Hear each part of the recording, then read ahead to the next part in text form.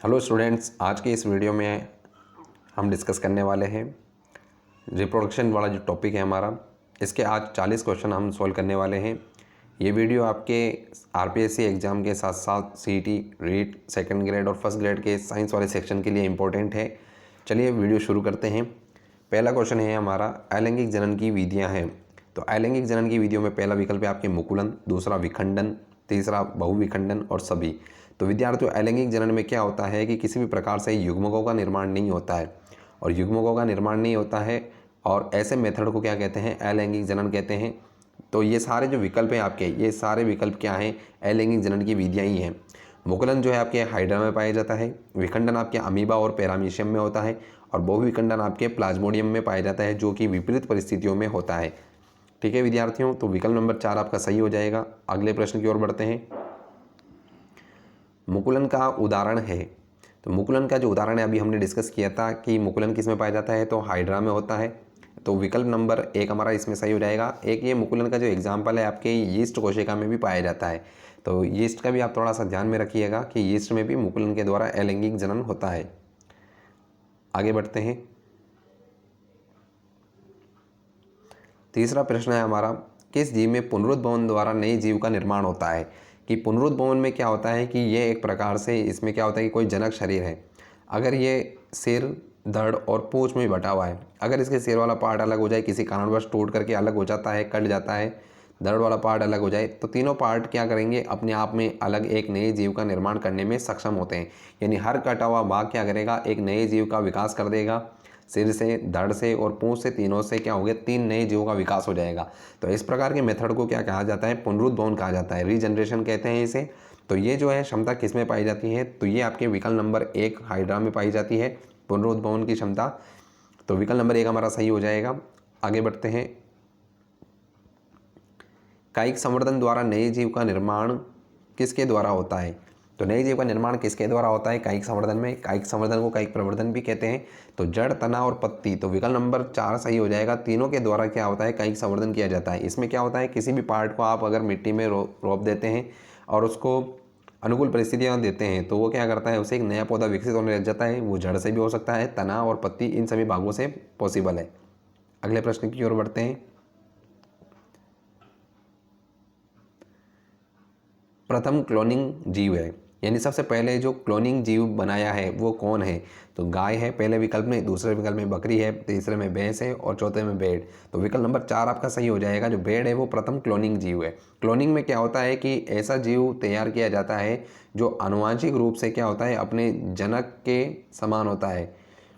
आकारिकी रूप से तो होता ही है, लेकिन आनुवांशिक रूप से भी क्या होता है? अपने जनक जीव के समान होता है। तो ऐसे जीव को क्लोन कहते हैं और इस मेथड को क्लोनिंग कहेंगे, जो कि सबसे पहले भेड़ को तैयार किया गया था इस मेथड के द्वारा, जिसका नाम क्या था? डॉली भेड़ था, और डॉक्टर इयान विलमुट के द्वारा उसको तैयार किया गया था। आगे बढ़ते हैं। भेड़ का क्लोन किस कोशिका द्वारा बनाया गया है? यानी जो भेड़ का जो क्लोन हमने तैयार किया था डॉक्टर इयान विलमुट ने, वो किस कोशिका के द्वारा तैयार किया गया था? पहला विकल्प है मस्तिष्क की तंत्रिका कोशिका, हाथ की पेशिका कोशिका और स्तन ग्रंथि की कोशिका, और चौथा विकल्प है कोई नहीं। तो जो ये भेड़ को तैयार किया गया था क्लोन, ये आपकी स्तन ग्रंथि की कोशिकाएं ली गई थी उसको विकसित करने के लिए। स्तन ग्रंथि की कोशिका लेकर उसका केंद्रक क्या किया? अंड कोशिका के केंद्रक में शिफ्ट कर दिया, और उसको फिर क्या कर दिया? गर्भाशय में रोपित कर दिया भेड़ के। तो उससे जो भेड़ तैयार हुई हमारे डॉली, वो क्या है थी? क्लोन थी, और उसके लिए स्तन ग्रंथि की कोशिकाओं को काम में लिया गया था। आगे बढ़ते हैं। एक लिंगी पुष्प का उदाहरण है। एक लिंगी पुष्प में क्या होता है कि या तो पुंकेसर होगा पुष्प में, या स्त्री केसर होगा। ऐसे पुष्पों को क्या कहते हैं? एक लिंगी कहते हैं। और जिन पुष्पों में नर और मादा दोनों होते हैं उनको उभयलिंगी या द्विलिंगी कहते हैं। तो एक लिंगी पुष्प जो है हमारा यहाँ पर कौन सा हो जाएगा? हमारे मक्का का हो जाएगा। तो मक्का जो एग्जाम्पल है आपके एक लिंगी पुष्प का एग्जाम्पल है। आगे बढ़ते हैं। द्विलिंगी पुष्प का उदाहरण है। तो द्विलिंगी पुष्प में आपके इन चारों विकल्पों में से पहले विकल्प में है सरसों, पपीता, तरबूज और खजूर। तो पहला विकल्प आपके सही हो जाएगा। सरसों जो है वो आपके द्विलिंगी पुष्प का उदाहरण है। पपीता, तरबूज और खजूर, ये आपके तीनों क्या है? एक लिंगी पुष्प के उदाहरण है। ये थोड़ा आप ध्यान में रखिएगा। आगे बढ़ते हैं।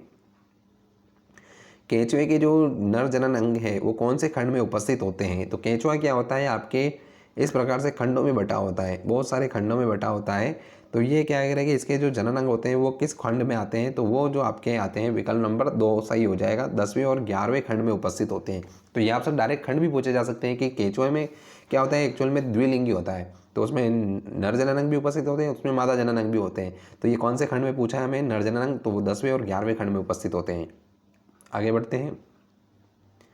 मेंढक में कायांतरण जो होता है वो वयस्क में बदल जाता है कायांतरण के बाद में। ये किस हार्मोन द्वारा नियंत्रित होता है, पहला है thyroxine hormone, parathyroid hormone, adrenaline hormone और मेलाटोनिन। तो ये इसमें आपके जो पहला विकल्प है आपके थायरोक्सिन हार्मोन, ये इसके द्वारा क्या होता है, मेंढक में जो उसका होता है कायांतरण होता है वो इसके द्वारा नियंत्रित होता है। आगे बढ़ते हैं। नर जनन तंत्र का अंग है, नर जनन तंत्र में जो हमारे पूछा गया है कि कौन सा जो इसमें अंग है वो नर जनन तंत्र का पार्ट है, तो पहला विकल्प है अंडाशय, गर्भाशय, पित्ताशय और शुक्राशय। तो इसमें ध्यान रखिए विद्यार्थियों, अंडाशय तो मादा जनन तंत्र का भाग हो गया, गर्भाशय भी है और पित्ताशय तो आपके आपके पाचन तंत्र का भाग है, और इसमें जो आपके शुक्राशय है ये क्या हो जाएगा, आपके सही हो जाएगा चौथा विकल्प, शुक्राशय जो है वो नर जनन तंत्र का भाग है। आगे बढ़ते हैं। सर्टोली कोशिकाएं कहाँ पाई जाती हैं, सर्टोली कोशिकाएं क्या होती हैं आपके, ये शुक्राणुओं को क्या करती हैं, पोषण प्रदान करने का काम करती हैं। तो सर्टोली कोशिकाएं कहाँ पाई जाती हैं आपके, इसमें ध्यान में रखना है विद्यार्थियों, ये सर्टोली कोशिकाएं जो होती हैं ये इसमें विकल्प सारे गलत दिए गए हैं। सर्टोली कोशिकाएं आपके वृषण में ही होती हैं, जो शुक्राणुओं को जो विकसित होते हैं वे शुक्राणु हैं, उनको क्या करती हैं इस प्रकार से, आलंबन कोशिका भी कहते हैं इनको क्या करती हैं, ये पोषण प्रदान करती है और शुक्राणु इसके चारों तरफ इस तरीके से इसके चिपके हुए होते हैं और वो क्या करते हैं, विकसित होते हैं। ये तो ध्यान में रखिएगा आपको। तो ये किस में पाई जाती है, आपके वृषण में या टेस्टिस में पाई जाती है। आगे बढ़ते हैं। कार्पस ल्यूटियम कहाँ पाई जाती है, तो कार्पस ल्यूटियम क्या करती है, एक प्रकार से निषेचन हो जाने के बाद में क्या करती है, एक अंतःस्रावी ग्रंथि के रूप में काम करती है। तो अंतःस्रावी ग्रंथि के रूप में काम करती है, तो ये क्या होती है, आपके मादा जनतंत्र के अंडाशय में विकसित होती है, कार्पस ल्यूटियम है। तो ये आपकी विकल्प नंबर 4 सही हो जाएगा। इसके द्वारा क्या होता है, एस्ट्रोजन और प्रोजेस्टेरोन हार्मोन का स्रावण किया जाता है, एस्ट्रोजन और प्रोजेस्टेरोन हार्मोन का स्रावण किया जाता है। आगे बढ़ते हैं। वृषण द्वारा स्रावित हार्मोन का नाम बताइए, यानी जो नर जनन तंत्र में वृषण पाए जाते हैं उसके द्वारा कौन सा हार्मोन का स्रावण किया जाता है, तो पहला विकल्प आपके टेस्टोस्टेरोन, प्रोजेस्टेरोन, रिलैक्सिन और कोई नहीं।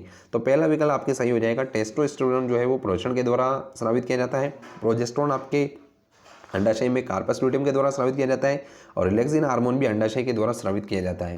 तो आगे बढ़ते हैं। मादा जनन तंत्र का भाग नहीं है, तो मादा जनन तंत्र में क्या है कि निम्नलिखित जो विकल्प है आपके, इनमें से कौन सा भाग है जो मादा जनन तंत्र का नहीं है, तो इसमें आपके विकल्प नंबर 2 आ रहा है शुक्राशय, जो आपके एक नर जनन तंत्र का भाग है, तो विकल्प नंबर 2 सही हो जाएगा यहाँ पर। आगे बढ़ते हैं। ग्राफेन पुटिकाएँ पाई जाती हैं, ग्राफेन पुटिकाएँ जो पाई जाती हैं वो किस में पाई जाती हैं, तो ग्राफेन पुटिका क्या होती है, एक प्रकार की इस प्रकार की संरचना होती है जो मेम्ब्रेना ग्रेन्युलोसा की लेयर होती है और उसमें बहुत सारी पुटक कोशिकाएं इस तरीके से व्यवस्थित होती हैं और उसके अंदर एक अंड कोशिका विकसित होती है। तो ये आपके क्या है कि मादा जनन तंत्र का भाग है, तो ये आपके अंडाशय में पाई जाती है, विकल्प नंबर 4 सही हो जाएगा यहाँ पर आपके। आगे बढ़ते हैं। अंडाशय द्वारा स्रावित हार्मोन के नाम बताइए, यानी अंडाशय के द्वारा स्रावित जो हार्मोन है वो कौन सा है, तो एस्ट्रोजन और प्रोजेस्टेरोन दोनों ही हार्मोन जो है आपके अंडाशय के द्वारा स्रावित किए जाते हैं। एस्ट्रोजन आपके फॉलिकल कोशिकाओं के द्वारा स्रावित किया जाता है, अंडपुटिकाओं के द्वारा, और प्रोजेस्टेरोन आपके कार्पस ल्यूटियम के द्वारा स्रावित किया जाता है। तो दोनों विकल्प जो है आपके सही हैं, तो विकल्प नंबर 3 सही हो जाएगा आपके। आगे बढ़ते हैं। रिलैक्सिन हार्मोन स्राव किसके द्वारा किया जाता है, तो रिलैक्सिन हार्मोन है जो किसके द्वारा स्रावित किया जाता है, तो रिलैक्सिन हार्मोन जो है आपके ये भी अंडाशय के द्वारा स्रावित किया जाने वाला हार्मोन है। ये हार्मोन क्या करता है कि प्रसव के दौरान क्या करता है, प्यूबिक सिम्पाइसिस की जो संधि होती है उसको रिलैक्स करता है, ढीला करता है, जिससे क्या होता है प्रसव आसान हो जाता है। तो इसके लिए कौन सा हार्मोन स्रावित होता है, रिलैक्सिन हार्मोन स्रावित होता है। तो ये भी क्या करता है, प्रसव को आसान बनाता है, सुगम बनाता है, याद रखिएगा आप। इसके बाद आगे बढ़ते हैं। निषेचन की क्रिया कहाँ होती है, निषेचन की जो क्रिया है वो आपकी क्या होती है, अंडवाहिनी में होती है। इलियम और स्तमस का जो संधि स्थल है उसी में निषेचन की क्रिया होती है, इसके बाद निषेचन नहीं होता है। तो अंड कोशिका जब इस वाले इलियम और स्तमस के संधि स्थल पर होती है तो उसी समय शुक्राणु उससे आकर मिलते हैं और निषेचन की क्रिया होती है। तो ये बेसिक किस में होती है, बेसिकली अंडवाहिनी में होती है। आगे बढ़ते हैं। 20वां प्रश्न है हमारे, नर और मादा युग्मक आपस में मिलकर क्या बनाते हैं, यानी कौन सी संरचना का निर्माण होता है नर और मादा युग्मक के मिलने से। तो ध्यान में रखिएगा, सबसे पहले जो स्टेज बनती है वो आपकी युग्मनज होती है। तो सबसे पहले क्या होता है, निषेचन के बाद जो स्ट्रक्चर बनती है उसे युग्मनज या जाइगोट कहते हैं। विकल्प नंबर 4 सही हो जाएगा यहाँ पर। आगे बढ़ते हैं। रजोधर्म के कितने दिन बाद अंडोत्सर्ग होता है, यानी रजोधर्म स्टार्ट हो जाने के कौन से दिन आपके क्या होता है, अंडोत्सर्ग की क्रिया होती है। तो ये 14वें दिन होती है। तो विकल्प नंबर 3 आपका सही हो जाएगा इसमें।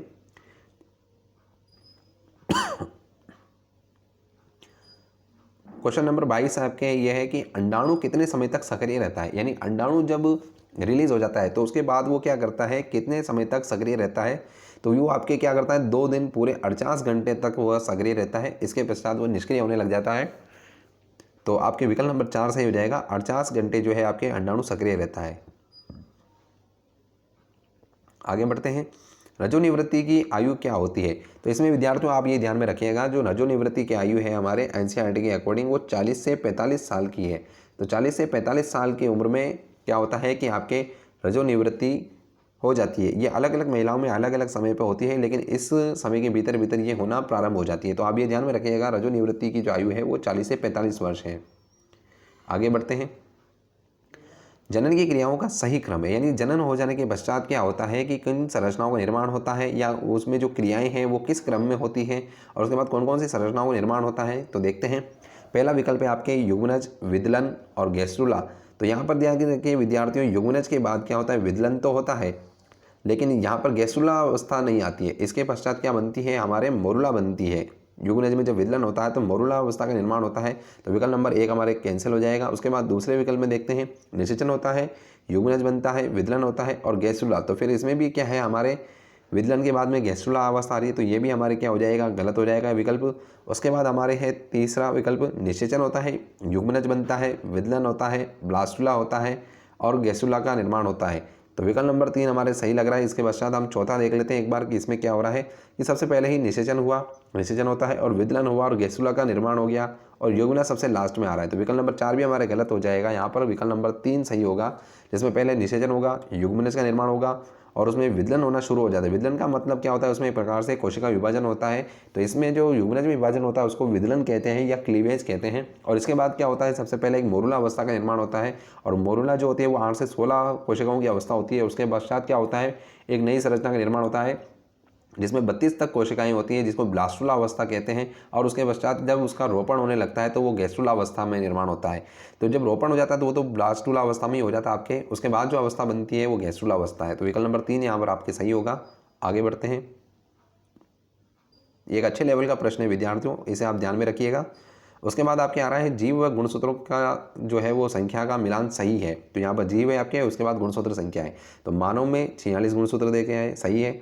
चूहा इसमें 42 गुणसूत्र हैं, आलू 48 गुणसूत्र हैं और विकल्प नंबर 4 सही। तो ये आपके तीनों विकल्प जो है सही है विद्यार्थियों। तो इसलिए आपके चौथा नंबर का ऑप्शन सही हो जाएगा, सारे विकल्प सही है। आगे बढ़ते हैं। भारत की प्रथम परखनली शिशु का नाम है। जो भारत में जो सबसे पहले टेस्ट ट्यूब बेबी जो तैयार किया गया है, टेस्ट ट्यूब बेबी में क्या होता है कि निषेचन जो होता है आपके इस प्रकार से टेस्ट ट्यूब में बाहरी माध्यम में करवाया जाता है, जिसमें अंड कोशिका के साथ में शुक्राणु का मिला करके निषेचन कराया जाता है और शिशु को विकसित करके एक निश्चित अवस्था के बाद क्या करते हैं, गर्भाशय में रोपित कर दिया जाता है। तो इस प्रकार से जो शिशु तैयार किए जाते हैं उनको परखनली शिशु या टेस्ट ट्यूब बेबी कहते हैं। तो ये जो भारत की है उसका क्या नाम है, तो वो जो है आपके विकल्प नंबर 1 सही है, दुर्गा नाम है। तो भारत की प्रथम परखनली शिशु जो है वो दुर्गा है, ध्यान में रखिएगा विद्यार्थियों। आगे बढ़ते हैं।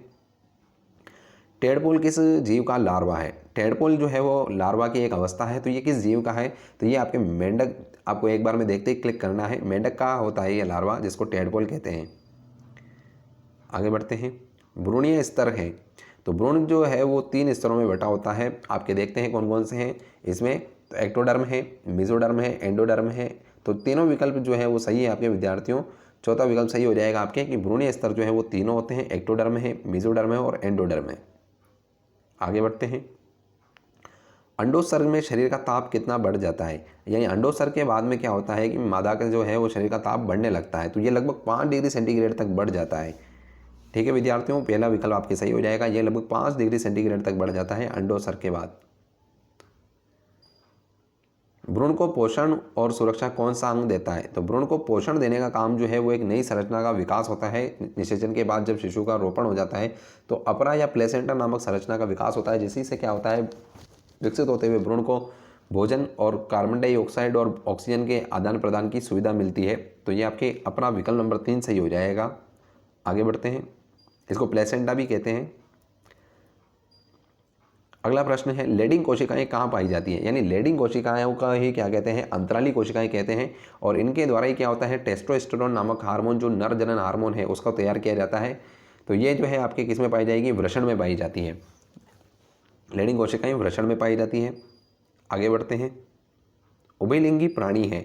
उभयलिंगी का मतलब यह होगा कि जिसमें नर जनन अंग और मादा जनन अंग दोनों उपस्थित हों, तो उसको उभयलिंगी या द्विलिंगी कहते हैं। तो आपके पहले विकल्प में है केंचुआ, दूसरा है स्पंज, जोंक और चौथा विकल्प है साई।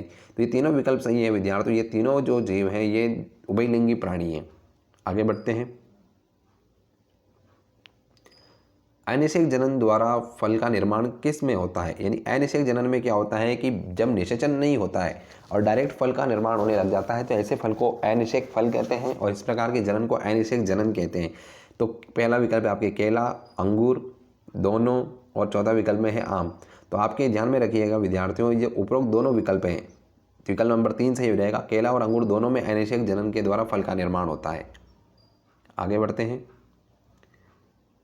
पौधों में नर जनन अंग तथा मादा जनन अंग का नाम है। तो बहुत सिंपल सा क्वेश्चन भी आपसे एग्जाम में पूछा जा सकता है कई बार। इसमें हमें थोड़ा सा क्रम का ध्यान में रखना है कि हमें पहले क्या पूछा है, नर जनन अंग पूछा है फिर मादा जनन अंग पूछा है। तो पहले हमें आंसर में भी नर जनन अंग लिखना है और मादा जनन अंग को लास्ट में रखना है। तो विकल्प नंबर देखते हैं, पुंकेसर और वह स्त्री केसर। तो विकल्प नंबर 2 सही हो जाएगा, जिसमें पहले पौधों में नर जनन का नाम आ रहा है और उसके बाद स्त्री केसर मादा जनन अंग का नाम आ रहा है।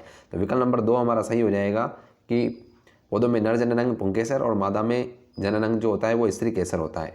आगे बढ़ते हैं, युग्मनज होता है। यानी युग्मनज जो निषेचन के पश्चात प्रथम अवस्था का निर्माण होता है, जो एक प्रकार से आपके द्विगुणित होता है। तो ये क्या होता है, पहला विकल्प आपसे अगुणित होता है, द्विगुणित होता है, त्रिगुणित होता है, कोई नहीं। तो ध्यान रखिए इसमें 2n गुणसूत्र होते हैं इसमें युग्मनज में, क्योंकि एक n आपके शुक्राणु से अगुणित होता है और इससे आकर मिलता है अंड कोशिका से, वो भी अगुणित होती है। दोनों मिलकर के द्विगुणित जाइगोट यानी युग्मनज का निर्माण करते हैं। तो युग्मनज जो होता है आपके वो द्विगुणित होता है। आगे बढ़ते हैं, नर तथा मादा युग्मक के संलयन की क्रिया जो है वो आपके निषेचन कहलाती है। तो विकल्प नंबर 2 सही आपके हो जाएगा। देखते हैं, आपको टिक लगाना है। आगे बढ़ते हैं, द्विनिषेचन किसका लक्षण है? यानी जो डबल फर्टिलाइजेशन है वो किसका लक्षण है? तो ये विद्यार्थी ध्यान में रखिएगा, एंजियोस्पर्म में पाया जाता है। यानी दोहरा निषेचन की जो क्रिया है वो आपके एंजियोस्पर्म में पाई जाती है। विकल्प नंबर आगे देखते हैं, प्रश्न, थैले वाले स्तनीय कहलाते हैं। यानी थैले वाले जो स्तनीय हैं उनको हम विविपेरस कहते हैं। यानी कुछ स्तनीय क्या करते हैं, जो शिशु को जन्म देते हैं और कुछ जो है वो अंडे को रूप में शिशु को जन्म देते हैं। तो अंडा क्या होता है, द्विज होता है। पहले एक बार उस अंडे का विकास होता है और उसके बाद उससे शिशु का विकास होता है। तो ध्यान में रखिएगा, जो थैले वाले स्तनीय हैं उनको हम विविपेरस या जरायुज भी कहते हैं, जो सीधे क्या करते हैं, संतान की उत्पत्ति करते हैं। आगे बढ़ते हैं, वीर्य में कौन सा अम्ल उपस्थित होता है? पहला है मैलिक अम्ल, दूसरा है सक्सेनिक अम्ल, तीसरा ऑक्जेलिक अम्ल और सिट्रिक अम्ल। तो विकल्प नंबर 4 सही हो जाएगा। हमारे वीर्य में जो है हमारे सिट्रिक अम्ल पाया जाता है। अगला प्रश्न है हमारे, आलू के कंद से आलू के पौधे का निर्माण किस जनन विधि के द्वारा होता है? तो ये वही विद्यार्थियों है जिसमें क्या होता है, कायिक प्रवर्धन के द्वारा इसका विकास किया जाता है। इसमें क्या करते हैं कि कोई भी हमारे आलू है जिसमें इस प्रकार से कलिकाएं बनी होती है, जिसको आलू की आंख कहते हैं, इस वाले पार्ट से काट करके अगर मिट्टी में दबा दिया जाता है तो अनुकूल परिस्थितियों में इसे नए पौधे का विकास होता है। तो इस प्रकार के मेथड को कायिक प्रवर्धन कहते हैं। तो आलू में किसी प्रकार के बीज का निर्माण नहीं होता है, तो इसी कायिक प्रवर्धन के द्वारा इसमें क्या होता है, जनन होता है। उम्मीद करता हूँ विद्यार्थियों आपको ये हमारे द्वारा दिए गए प्रश्न अच्छे लगे होंगे और हमारे द्वारा दी गई जानकारी समझ आ रही होगी। तो आपको ज़्यादा से ज़्यादा वीडियो को शेयर करना है, चैनल को सब्सक्राइब करना है और ज़्यादा से ज़्यादा वीडियो को लाइक कीजिए। और इसी के साथ धन्यवाद। जय हिंद।